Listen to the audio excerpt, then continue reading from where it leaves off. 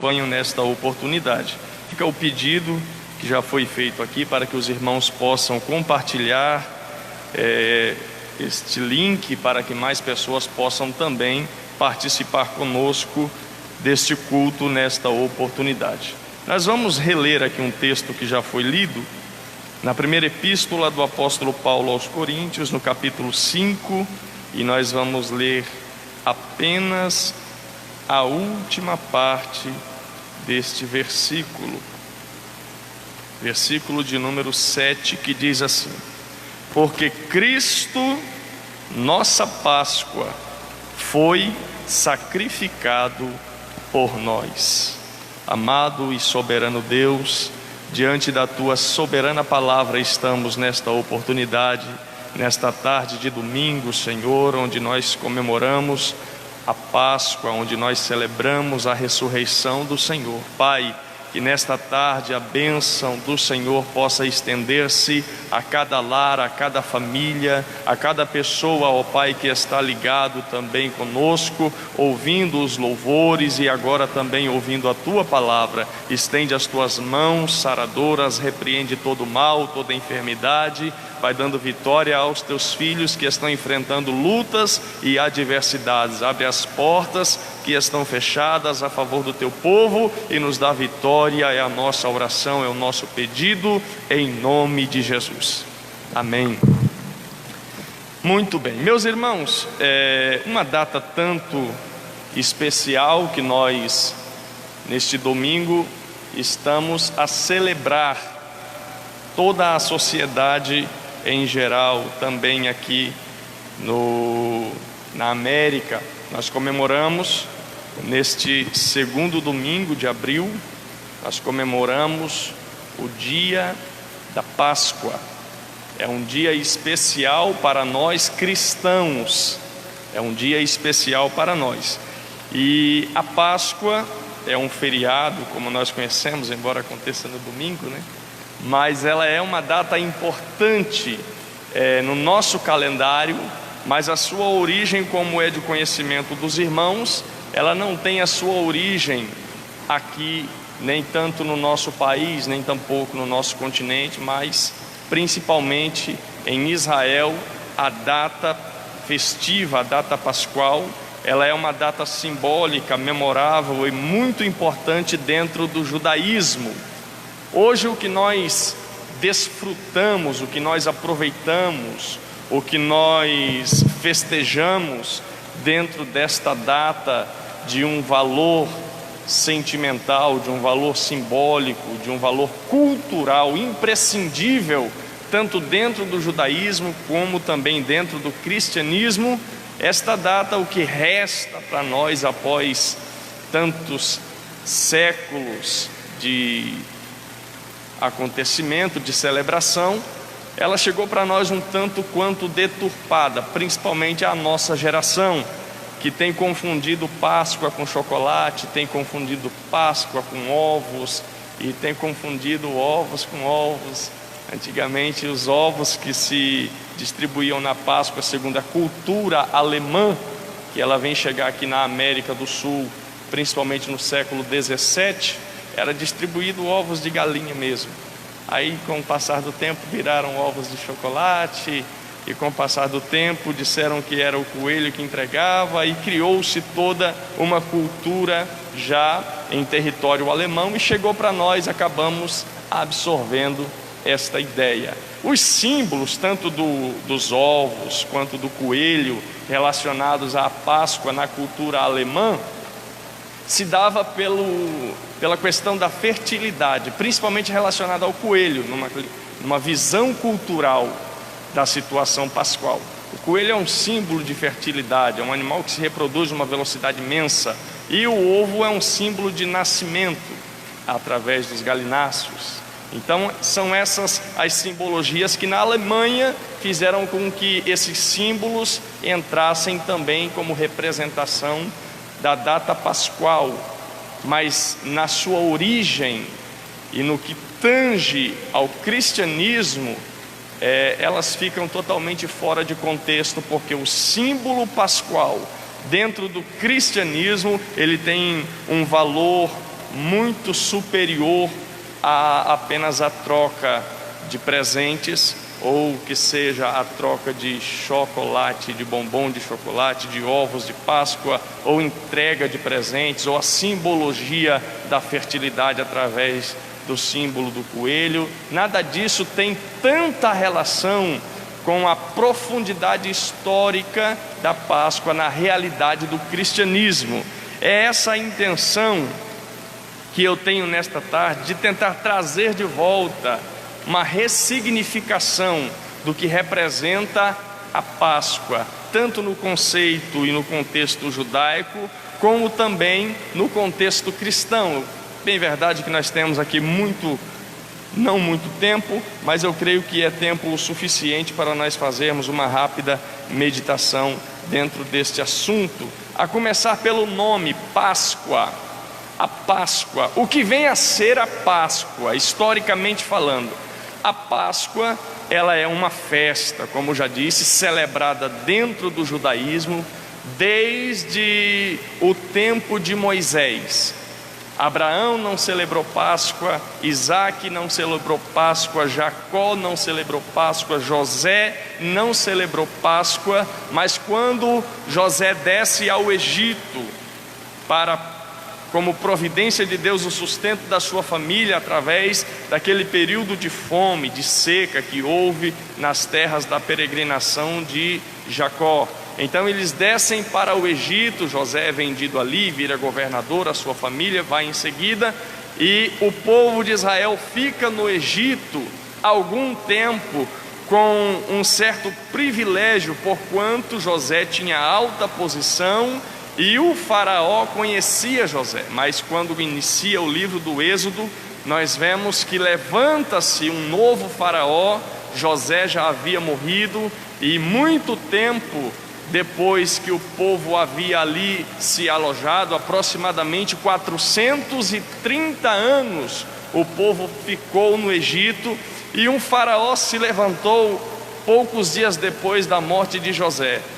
E a história de José, do governador, daquele que livrou o Egito da fome, ela foi aos poucos sendo esquecida, e ao momento que inicia-se o livro de Êxodo, o texto nos diz que levanta-se um faraó que não conhecia José, que não sabia dos acontecimentos, e este faraó, ele temia o avanço numeroso dos filhos de Jacó dentro de território egípcio, porquanto os israelitas, os judeus que ali chegaram, eles aumentaram em número de uma maneira muito grande, e Faraó temia um golpe de estado, que de repente os israelitas ou os hebreus, eles se voltassem contra Faraó e lhe quisessem tomar o Egito, o poder governamental de suas mãos. Então ele começa a oprimir o povo, e esta opressão acontece durante muitos anos, e o povo de Israel fica ali escravo. Eu gostaria que os irmãos tentassem imaginar o que é você passar por um período de gozo, desfrutar as mais altas posições, as mais altas regalias dentro do reino, e de uma hora para outra você ser derrubado do seu trono, derrubado da sua posição a nível de escravo. E o povo foi escravizado a ponto de o faraó desejar que os seus filhos fossem assassinados, e assim aconteceu, para que eles não se multiplicassem mais. O povo de Israel passou a ser humilhado em trabalhos forçados, e isso levou o povo a um estado de miséria, um estado de dependência total, que Deus fizesse ali uma intervenção, e o povo se põe a clamar. Deus levanta então um homem chamado Moisés, criado no palácio, criado como filho da filha de Faraó, porém hebreu. E quando Moisés toma conhecimento de toda a situação da penúria que o povo hebreu estava passando, e também da sua verdadeira origem, então Moisés tenta tomar partido a favor do seu povo. Acontece que em uma briga, tenta defender 2 hebreus brigando, em seguida vê um egípcio açoitando um hebreu, mata o egípcio e aí começa a fuga de Moisés. Moisés agora é um assassino e procurado pela justiça, procurado pelo palácio para que pagasse o preço do seu assassinato. Havia matado um egípcio, enterrado na areia, então ele foge para o deserto de Midian. E ali Moisés passa 40 anos da sua vida. Ao cabo desse tempo, Deus aparece a Moisés por meio da sarça. E Deus fala a Moisés que era momento de ele voltar ao Egito para tirar o povo dali. Eu sei que os irmãos conhecem esta história de Cor e Salteado, mas o fato é que Moisés desce ao Egito ordenado por Deus, e Deus faz através de Moisés 10 maravilhas, que ficaram conhecidas como 10 pragas, mais 10 milagres, 10 maravilhas, para que Faraó pudesse libertar o povo e para que o povo pudesse continuar a sua caminhada rumo à terra de Canaã, que Deus havia prometido ao seu pai Abraão. Dadas as 9 pragas iniciais, Faraó ainda permanecia com o coração endurecido, e Deus então anuncia a Moisés no capítulo 11 do livro de Êxodo e também no capítulo 12, a 10ª praga, que seria a morte de todos os primogênitos do Egito por causa da dureza do coração de Faraó. Moisés então é orientado por Deus, a irmã fez a leitura no capítulo 12 do livro de Êxodo, a preparar o povo de Israel. A preparação do povo era porque Deus haveria de mandar o seu anjo passar sobre o Egito. Esta palavra hebraica, pashat, significa que o anjo ia passar pelo Egito. Ele passaria sobre o Egito, e então ele estaria matando todos os primogênitos. Na tarde do dia anterior, tendo como pressuposto que o dia judaico inicia-se às 18 horas e termina às 18 horas do dia seguinte. Então, antes das 18 horas daquele dia em que Moisés estava, quando às 18 iniciaria o próximo, o povo deveria sacrificar um cordeiro. É o que a irmã leu no livro de Êxodo, no capítulo de número 12 e no versículo de número, se eu não estou enganado, número 4. Fato é que eles deveriam sacrificar o cordeiro, porque aquela noite o anjo iria passar. Esse fato de o anjo passar sobre o Egito é o que dá nome à comemoração, à celebração Páscoa. Páscoa significa passagem. Não é uma passagem festiva, não é uma passagem comemorativa, mas significava que o anjo do Senhor iria passar sobre o Egito. O fato é que naquela ocasião da Páscoa, da passagem do anjo, o povo hebreu precisaria haver sacrificado um cordeiro, precisaria ter se preparado com o sangue daquele animal e passado o sangue nos umbrais das portas de suas casas. O fato é que quando o anjo passasse, Páscoa, quando ele passasse, se ele visse o sangue manchando ou pintando os umbrais das portas, naquela casa o anjo não desceria e não mataria o primogênito daquela casa. Então a Páscoa é representada neste momento em que o anjo passa, passagem, a Páscoa. O povo hebreu comemorava na Páscoa, como nós podemos ler lá na Epístola aos Hebreus. Os que podem me acompanhar no capítulo de número 11 da Epístola aos Hebreus, não era comemorado o jantar. O jantar não era comemorado, não era comemorada ali a reunião das famílias, isso não era comemorado. Versículo de número 28 diz assim: pela fé, falando de Moisés, é a galeria dos heróis da fé. 28 diz: pela fé, Moisés, que é mencionado no versículo 24, ele celebrou. O que ele celebrou? Ele celebrou a Páscoa e a aspersão do sangue. O que é que era comemorado na festa da passagem do anjo, ou na festa da Páscoa? Era comemorado a passagem do anjo e também o sangue que havia sido derramado e manchado os umbrais da porta. O que se celebrava ali era o fato de haver sangue nas portas.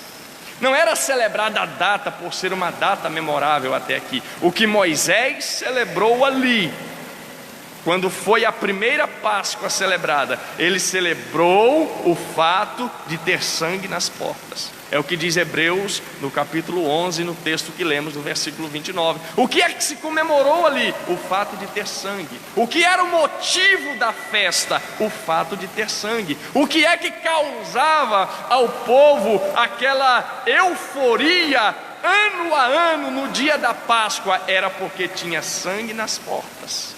É o que Moisés celebrou, é o que o povo celebrou. Agora a Páscoa, até então, quando nós vemos a celebração da primeira Páscoa, ela é uma festa, ela é uma comemoração estritamente judia, hebreia, israelita. Porque a Páscoa, ela era uma celebração, porque naquele dia o anjo passou, Páscoa, o anjo passou, o povo estava com sangue nas portas. Aonde havia sangue, o anjo da morte não entrou. Aonde ele não entrou, havia vida. Aquele mesmo hebreu que se esquecesse ou não quisesse cumprir a ordem de Deus e não pintasse as portas com sangue, o anjo não ia bater na porta e perguntar se ele era hebreu. O anjo ia entrar e matar.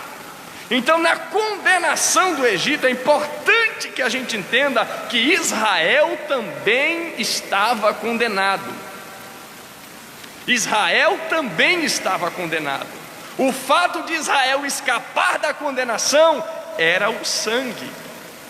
No versículo de número 14 do capítulo 12 de Êxodo, está escrito assim: e o sangue será o sinal.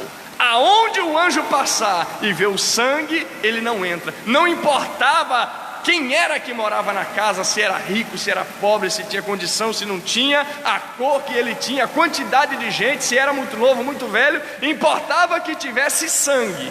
Versículo 14 do capítulo 12. E o sangue será o sinal. Se não tivesse sangue, até mesmo o hebreu morreria naquela noite. E naquela noite, após a passagem do anjo, o faraó libertou o povo, porque também sentiu na pele o seu filho que perdeu a vida, o seu primogênito, por ocasião daquela praga que passou sobre o Egito. E então o povo que havia matado o cordeiro naquela tarde, aquela noite havia se alimentado, enquanto o anjo passava, eles estavam descansando, porque a sua casa tinha sangue. O anjo passou, quando amanheceu o dia, Faraó mandou o povo sair. Então a Páscoa, ela ficou simbolizando a saída do povo do Egito. Ela simboliza agora a fuga, ela simboliza a libertação, ela simboliza o dia em que Deus entrou com providência e libertou o povo da escravidão. É por isso que a Páscoa, para os judeus, ela tem esse valor tão simbólico. Dentro do judaísmo, nós temos figuras importantes, acontecimentos importantes. O povo também foi escravo na Babilônia por 80 anos e não se comemora a saída da Babilônia.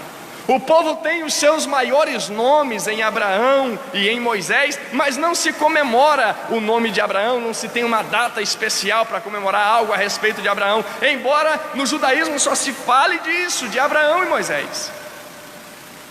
Agora o povo comemora a saída do Egito, porque a fuga, a libertação da escravidão, ela teve uma significação muito grande. Você consegue imaginar o que é passar 430 anos sendo oprimido como escravo, e numa noite Deus conseguir dar a libertação a esse povo? Por isso era tão importante, por isso era tão simbólico, tão especial, a ponto de Deus ordenar que essa data fosse celebrada perpetuamente entre aquele povo. Por quê? Porque eles nunca poderiam esquecer que um dia foram escravos, mas Deus libertou eles da escravidão. Para os judeus, a Páscoa, ela era celebrada então todo ano, em memória daquele acontecimento. Só que a Páscoa, para o judeu, ela se divide em 4 tipos, ou em 4 tempos de comemoração. Por exemplo, da primeira Páscoa que foi celebrada na fuga do Egito, até o momento antes da construção do templo em Jerusalém, a Páscoa, ela era celebrada em casa, em família, como foi celebrada no Egito. Matava-se o cordeiro em família, comiam em família, e enquanto comiam, o patriarca daquela família contava a história de como Deus libertou o povo da escravidão do Egito. Tudo isso acontecia em família, em casa. Agora, depois da construção do templo, você vai acompanhar isso em Deuteronômio capítulo 16, que Deus ordena que o sacrifício agora seja realizado no templo, aonde Deus habitava, onde Deus estava, onde os olhos do Senhor estavam. Então, a lei dizia agora que o sacrifício deveria ser realizado dentro do templo quando este fosse construído. E tudo isso acontecia dentro do templo até os dias de Jesus. O povo vinha de longe, o povo que andava disperso por outras nações por causa dos cativeiros, das prisões, principalmente o babilônico, que espalhou o povo hebreu pelas regiões circunvizinhas e trouxe povos de outras nações para habitar em Samaria. Então os judeus que estavam dispersos, eles vinham a Jerusalém no tempo da Páscoa, naquele tempo da festa. A Páscoa em Jerusalém, ela era realizada entre o povo hebreu no 14º dia do mês de Abib, que depois que eles voltam da Babilônia com a cultura e a língua mudada, passa a se chamar o mês de Nissan. Mas o mês de Abib, ele se dava exatamente nessa época, entre meados de março e meados de abril do nosso calendário. O mês de Abib, para o judeu, ele é o 7º mês no calendário civil, normal. Mas quando o povo vai sair do Egito, na sua lei cerimonial, na sua lei religiosa, no seu calendário religioso ou eclesiástico, esse mês passa a ser o primeiro mês do ano, mas sendo o 7º, passa a ser o primeiro, porque ali eles estavam renascendo. Então nesse mês, ao 14º dia do mês, o povo vinha de onde estivesse para celebrar a Páscoa em Jerusalém. Isso é tão notório que o primeiro tempo da Páscoa é celebrada em casa, em família, antes da construção. No segundo tempo, ela é celebrada dentro dos termos do templo em Jerusalém. E no terceiro tempo, ela é celebrada, nós vamos observar, até mesmo Jesus. Até mesmo Jesus, ele vai, quando criança, a única menção de Jesus ainda na sua infância, menciona ele indo ao templo com seus pais para celebrar a Páscoa em Jerusalém. E nós vemos ainda também no capítulo 2 do Evangelho de João, que Jesus passou toda a sua vida, todo ano indo a Jerusalém celebrar a Páscoa. Era uma festa judia, israelita, celebrada uma vez por ano, e nesta festa, lá no templo agora, o sacerdote, o responsável pela cerimônia, contava a história de como Deus tinha libertado o povo do Egito. O fato é que na Páscoa, o que não se poderia perder de mente, é que Deus tinha libertado o povo da escravidão. Depois que Jesus morre e o Império Romano dá uma segunda investida contra Jerusalém no ano 70 depois de Cristo com o general Tito, destrói o templo, aí a Páscoa sofre mais uma mudança. Não tem mais templo para o povo celebrar a Páscoa. Então agora, e também já não tem mais tanto poder financeiro, monetário, porque Roma destruiu Jerusalém, Roma destruiu Israel, acabou, saiu do mapa, só voltou a ser nação agora em 1948.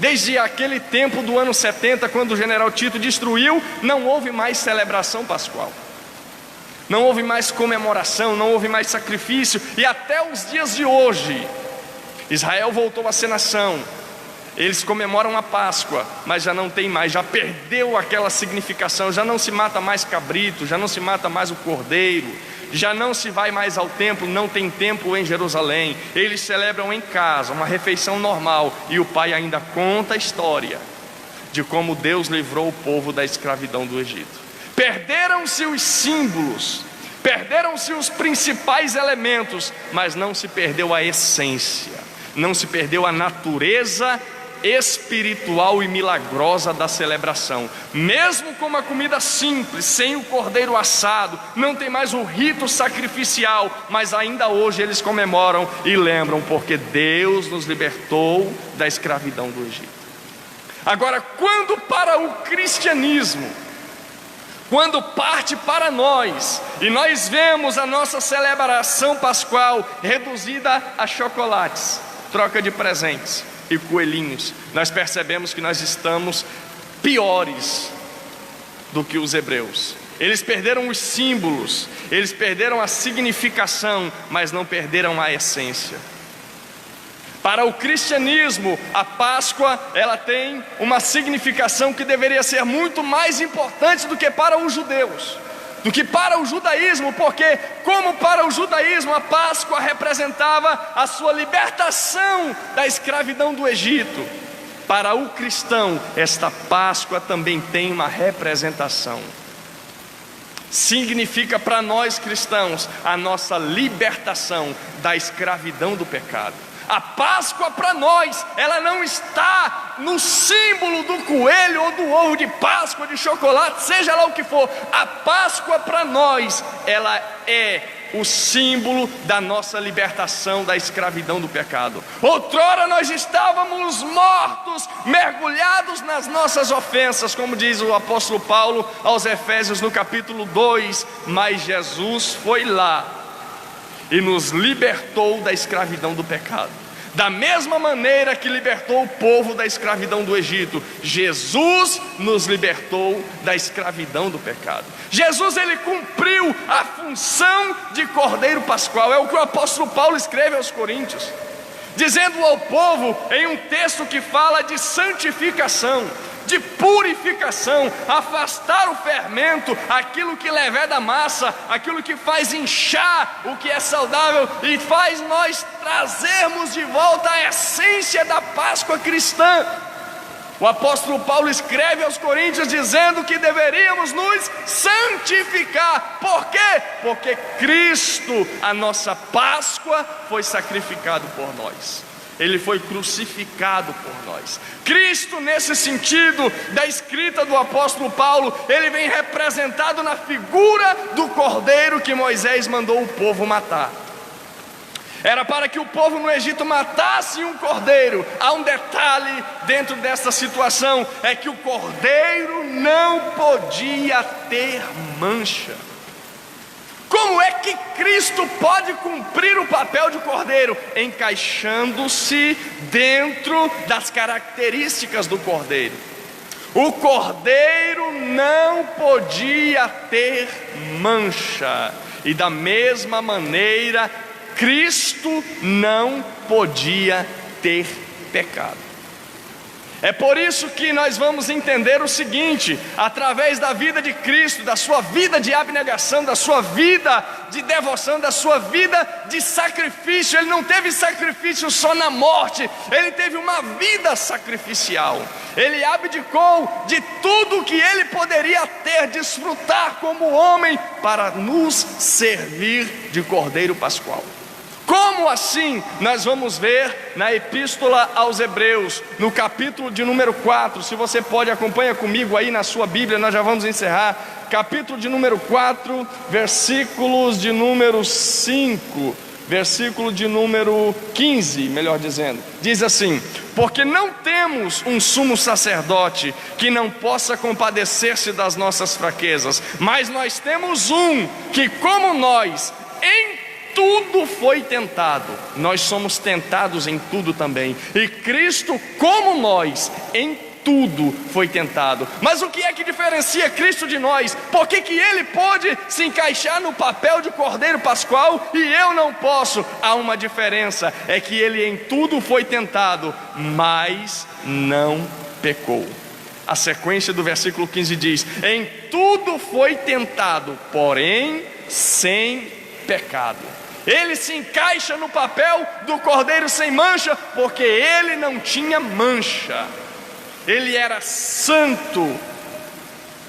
Ele teve uma vida de santidade. Na primeira epístola do apóstolo Pedro, no capítulo 2, se você puder, acompanha comigo. Capítulo 2, versículo 21 diz assim: atestando a sua dignidade em se encaixar no papel. Versículo 21: porque para chamados, pois também Cristo padeceu por nós, deixando-nos o exemplo para que sigamos as suas pisadas. O que é que ele fez? O qual não cometeu pecado e nem na sua boca se achou engano.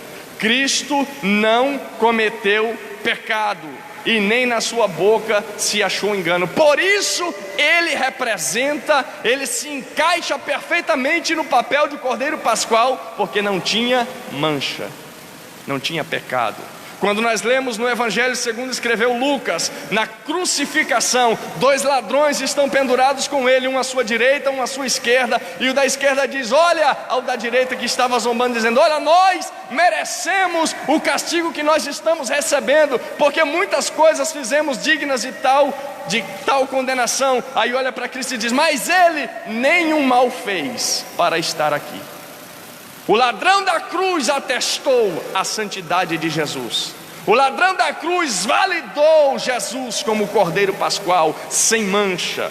A esposa de Pilatos, Mateus capítulo 27, enquanto Pilatos julgava, interrogava Jesus, a esposa de Pilatos chega, tira ele em particular e fala para ele no versículo de número 19, diz: olha, não entres na causa deste homem, porque ele é justo.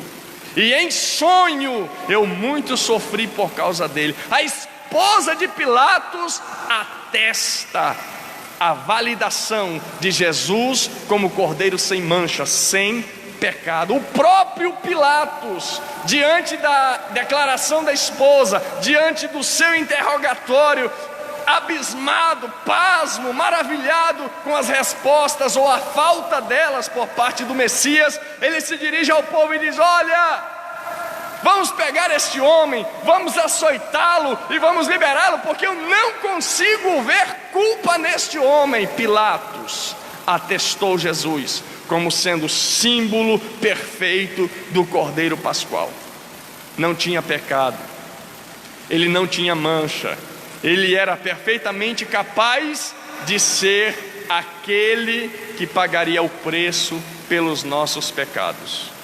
Por que Jesus pode ser chamado pelo apóstolo Paulo de Cordeiro Pascual? Além disso, é porque o profeta Isaías, no capítulo 53 e no versículo 7, profetizando a respeito do Messias, profetizando a respeito daquele que viria para salvar o povo dos seus pecados, no versículo 7 ele diz: olha, ele vai como uma ovelha muda perante os seus tosqueadores, como uma ovelha muda para o matadouro, assim ele vai se apresentar. Isaías tinha profetizado 800 anos antes dele aparecer, que diante do julgamento com Pilatos, ele ia ficar em silêncio. Isaías estava atestando Jesus como sendo o Cordeiro Pascual. Quando o João Batista, batizando no Rio Jordão, capítulo 1 do Evangelho de João, versículo 29, ele vê Jesus vindo para ser batizado, ele olha e diz: eis aí o Cordeiro de Deus, que tira o pecado do mundo. João Batista atesta: Jesus é o nosso perfeito Cordeiro Pascual. O apóstolo Paulo, escrevendo aos Coríntios, no capítulo 15, versículo 3, ele diz que ele morreu pelos nossos pecados, segundo as Escrituras. O apóstolo Pedro, na sua primeira epístola, capítulo 1, versículo 19, diz que foi com o sangue imaculado deste Cordeiro que nós fomos resgatados.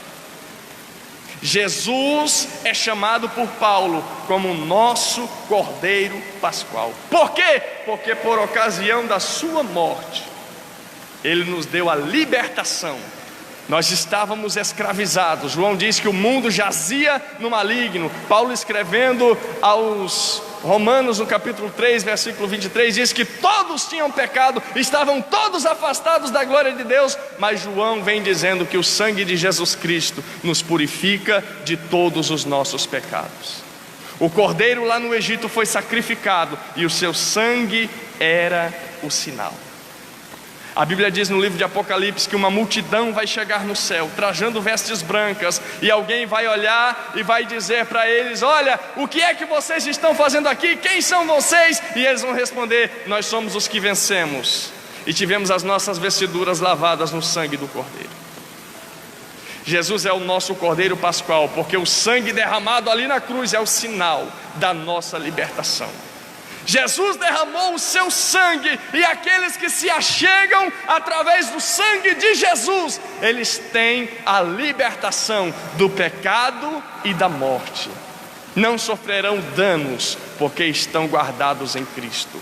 O sangue do Cordeiro Imaculado de Deus, que foi crucificado na cruz do Calvário. João 3,16 diz: porque Deus amou o mundo de tal maneira que deu seu Filho unigênito, para que todo aquele que nele crer não pereça, mas tenha a vida eterna. Tudo bem, mas Jesus morreu numa sexta-feira, então nós não deveríamos fazer isso na sexta. A questão é que nós não comemoramos apenas a morte, nós comemoramos a ressurreição de Cristo.